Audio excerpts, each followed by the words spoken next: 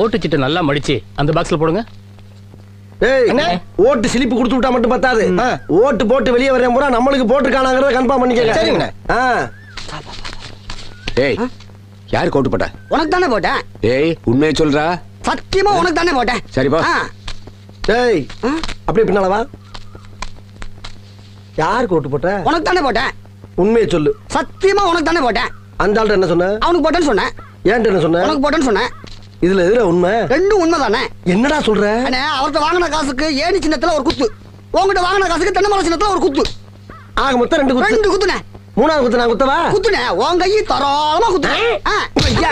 எல்லா கட்சிக்காரும் காசு வாங்குறது, எல்லா கட்சிகளையும் போறது. பகை இல்லாம போறீங்களா? ஓடா ஒரு யோக்கிய நார பயில வளைச்சு வளைச்சு குத்திருக்கானயா. டேய் டேய் டேய், ஆமா நீ யாருக்கு ஓட்டு போட்ட? உன் சின்ன தென்னை மரத்துக்கு தானே போட்டிருக்கேன்.